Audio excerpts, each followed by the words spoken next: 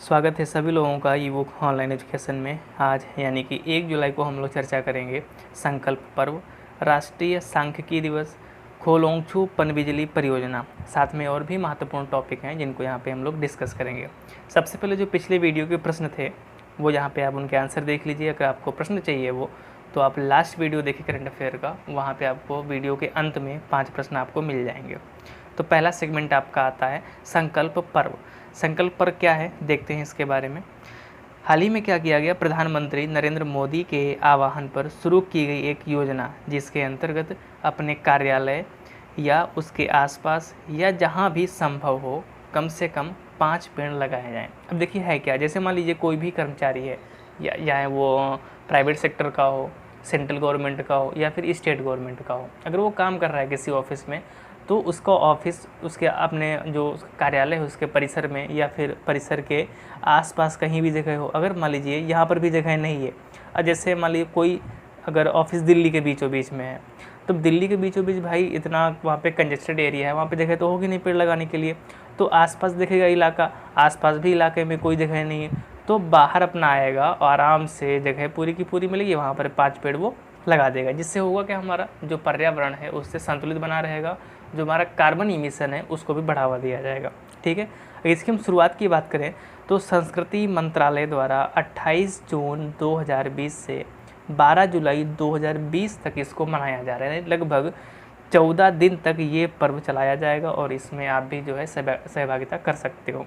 अब इस पर्व की बात करें, अगर इस पर्व में जो 5 पेड़ों की बात की गई है उनमें बरगद, आंवला, पीपल, अशोक और बेल, इनको प्राथमिकता दी गई है। अगर आपको कहीं भी ये पेड़ मिलते हैं तो इनको ही लगाइए, अगर नहीं मिलते हैं दूसरे भी लगा सकते हो ऑप्शनल, लेकिन कहीं ना कहीं इनको लगाते हो तो उससे होगा क्या, देखिए ये 5 पेड़ों की बात करें, चाहे वो बरगद हो या फिर आंवला हो, पीपल हो, अशोक या फिर बेल हो, कहीं ना कहीं 5 पेड़ औषधीय गुण अपने आप में रखते हैं।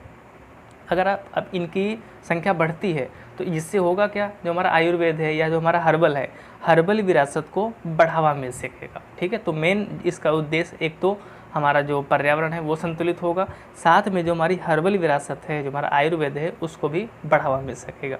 यहाँ से आपको याद क्या रखना है, जो संकल्प पर्व है, एक तो 5 पेड़ याद रखने किसको प्राथमिकता दी गई है, साथ में किस मंत्रालय के द्वारा ये चलाया जा रहा है, तो आपको याद रखना है जो संस्कृति मंत्रालय है वो इसको चला रहा है। नेक्स्ट आता है आपका राष्ट्रीय सांख्यिकी दिवस। हाल ही में ये 29 जून को मनाया गया। और क्यों मनाया गया, आपको पता है कि जो प्रसिद्ध अर्थशास्त्री पीसी महालनोबिस, इनकी जयंती के उपलक्ष्य में इसको मनाया जाता है। यानी कि जो इनका जन्म हुआ था वो 19 जून को ही हुआ था। और ये जो दिवस है राष्ट्रीय सांख्यिकी दिवस, सबसे पहले 29 जून 2007 को मनाया गया था। अगर हम 2020 के सांख्यिकी दिवस के विषय की बात करें तो पहला विषय जो इसका है वो सतत विकास लक्ष्य 3 है। अब इसमें क्या है, उत्तम स्वास्थ्य और खुशहाली, और दूसरा जो इसका विषय है सतत विकास लक्ष्य 5 है, यानी कि लैंगिक समानता। अब ये है क्या, जो सतत विकास लक्ष्य है यानी कि SDG सस्टेनेबल डेवलपमेंट गोल्स, ये UNDP यानी कि यूनाइटेड नेशन डेवलपमेंट प्रोग्राम के द्वारा दिए गए थे। ठीक है, इसके अंतर्गत कुल 17 गोल रखे गए हैं। PCS में क्वेश्चन भी पूछ सका है, चाहे वो हम 18 की बात करें या फिर हम 19 की बात करें। ठीक है, 19 वाले जो पेपर था उसमें आया था कि स्वच्छ जल जो है वो किस गोल के अंतर्गत यानी किस लक्ष्य के अंतर्गत रखा गया है।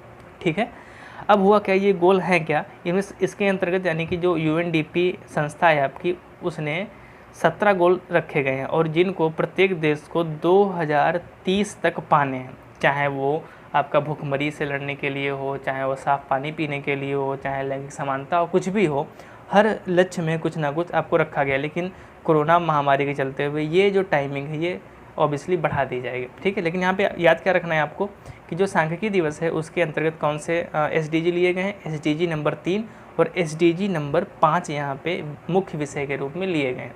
तो यहाँ से पूछ सकता है आने वाले एग्जामों में कि SDG 3 में क्या है, यानी कि SDG 3 किसके लिए है, जो सस्टेनेबल डेवलपमेंट गोल 3 नंबर है वो किसके लिए है, वो उत्तम स्वास्थ्य और खुशहाली के लिए। SDG नंबर 5 किसके लिए है, वो लैंगिक समानता है। ठीक है, नेक्स्ट आता है आपका खोलोंगछू पनबिजली परियोजना। देखिए यहाँ से भी क्वेश्चन 2019 पीसीएस में पूछा गया था कि निम्न में से कौन सी परियोजना नेपाल से संबंध रखती है, और जो आपकी खोलोंगछू पनबिजली परियोजना है ये नेपाल की ही परियोजना है। अब ये चर्चा में क्यों आई देखते हैं। भारत और भूटान के बीच में 600 मेगावाट की पनबिजली परियोजना के निर्माण के लिए समझौते पर हस्ताक्षर किए गए। अब ये समझौता हुआ किन के बीच में है, भारत के विदेश मंत्री एस जयशंकर और भूटान के जो विदेश मंत्री हैं टांडी दोरजी, इन दोनों की उपस्थिति में भूटान और भारत के बीच में ये समझौता किया गया है। और इस परियोजना की टाइमिंग की बात करें अगर, तो ऐसा माना जा रहा है कि 2025 के अंत तक, अंतिम छमाही तक इसको पूरी होने की संभावना जताई गई है। यानी कि लगभग आने वाले 5 सालों में ये जो परियोजना है आपकी पूरी हो जाएगी। तो ऐसे क्या याद रखना है आपको, जो खोलोंगछू पनबिजली परियोजना है वो किस देश की परियोजना है। ठीक है, आपका नेपाल ऑप्शन होगा, भूटान होगा। देखो जहाँ तक परियोजनाएं हैं, अगर पिछले एग्जामों की बात करें तो कहीं ना कहीं नेपाल से ज़्यादा आती हैं, तो क्वेश्चन गलत होने की संभावना यहाँ पे आपके लिए है। तो इसीलिए आपको याद रखना है जो खोलोंगछू है वो कहाँ से संबंध रखती है, वो आपकी भूटान से संबंध रखती है। नेक्स्ट आता है प्रोजेक्ट प्लेटिना। अब है क्या प्लेटिना भाई, ये बाइक वाला नहीं है, उससे मत कंपेयर करना प्लेटिना।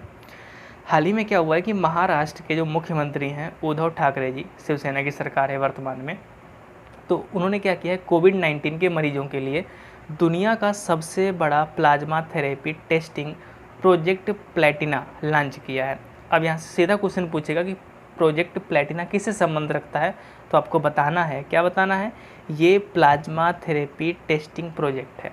ठीक है, अब इसमें देखो होता क्या है प्लाज्मा थेरेपी में, इसमें जैसे मान लीजिए ये 2 कैंडिडेट हैं ए और बी, ए को कोरोना हो चुका है, ठीक है, और ये एकदम 100% रिकवर भी हो गया, यानी कि ठीक हो गया, ये चला गया। लेकिन जो बी है ये बहुत ही क्रिटिकल सिचुएशन में है, यानी कि हो सकता है वेंटिलेटर पर या फिर ये गुजरने वाला हो। ठीक है, अब जब ये कोरोना से, यानी कि जो ए कैंडिडेट कोरोना से रिकवर कर चुका है, तो कहीं ना कहीं इसके अंदर कोरोना से लड़ने के लिए जो एंटीबॉडी हैं वो बन चुकी हैं।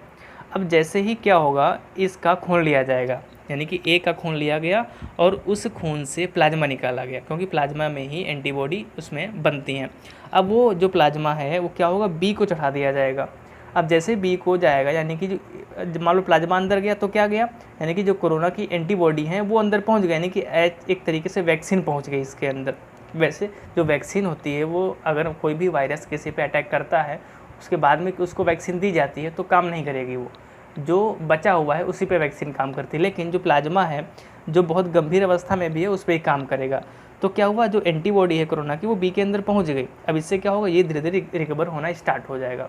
तो यही प्रक्रिया, चाहे दिल्ली की बात करें, दिल्ली में भी प्लाज्मा बैंक की बात चल रही है, और महाराष्ट्र में ये क्या किया गया है, 30 जून से जो प्रोजेक्ट प्लेटिना है उसको लॉन्च कर दिया गया है। इसके लिए क्या किया गया है, 16.65 करोड़ रुपए की मंजूरी दी गई, और ये जो मंजूरी दी गई है मुख्यमंत्री राहत कोष के अंतर्गत दी गई है। और इसके लिए जो महाराष्ट्र, यानी कि पूरे महाराष्ट्र में 21 केंद्र चुने गए हैं, और इसमें 21 में से केवल जो 4 बीएमसी हैं वो मुंबई के अंतर्गत आती हैं। यानी कि आपको पता है कि भारत के अंदर सबसे ज़्यादा जो किसी शहर में केस निकल रहे हैं वो तो मुंबई में निकल रहे हैं, लेकिन फिलहाल जो मुंबई का जो कर्व है वो फ्लैट हो गया है, यानी कि वहाँ का पीक ऐसा लगता है कि आ चुका है।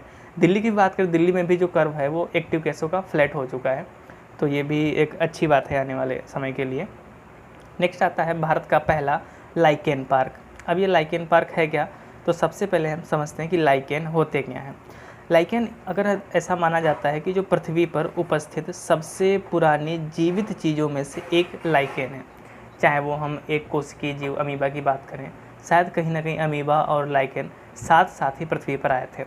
लेकिन जैसा कि आप अगर घरों में देखो, जिनके घर कच्चे हैं, कच्ची दीवारें हैं, या जो घर में चट्टान होती है, उनकी दीवारों में क्या होता है कि हरा हरा चिकना चिकना लग जाता है, जिसको काई बोलते हैं गाँव की भाषा में। जो काई होता है वही वास्तव में कवक या लाइकेन होते हैं। ठीक है, यह एक प्रकार की वनस्पति ही होती है जो पौधों के तनों, जो भाई पौधों में क्या पता है, जब बरसात होती है जब पेड़ चिकना हो जाता है एकदम से, जब पैर स्लिप होने लगते हैं तो वही आपका लाइकेन ही लग जाता है। दीवारें, चट्टानें या मिट्टी में पनपता है। ठीक है, अब देखते हैं भाई जो पहला पार्क है वो कहाँ पे बनाया गया है। उत्तराखंड के वन विभाग द्वारा पिथौरागढ़ जिला में कुमायूं के मुनस्यारी में भारत का पहला कवक पार्क विकसित किया गया? आपको पता होगा कि जो उत्तराखंड है वो 2000 में उत्तर प्रदेश से ही अलग किया गया था। ठीक है, उत्तराखंड में लाइकेन के लगभग 600 से अधिक प्रजातियां पाई जाती हैं। अब ये भी एक कारण हो सकता है कि उत्तराखंड में बनाने का, कि लाइकेन की जो सबसे ज़्यादा प्रजातियां हैं वो उत्तराखंड में ही पाई जाती हैं।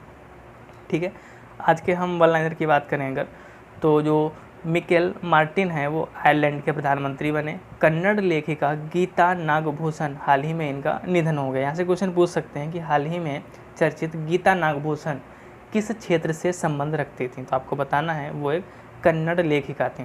ठीक है, अगला आता है लाजर चकवेरा नेम।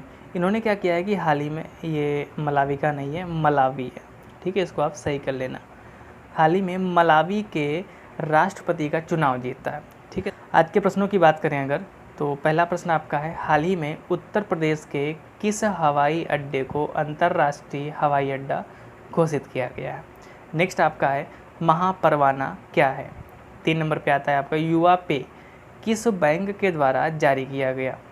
चौथा नंबर आपका है, मुख्यमंत्री मातृ पुष्टि उपहार योजना किस राज्य के द्वारा शुरू की गई? आपको बताना है कि हाल ही में किस राज्य के द्वारा मुख्यमंत्री मातृ पुष्टि उपहार योजना शुरू की गई।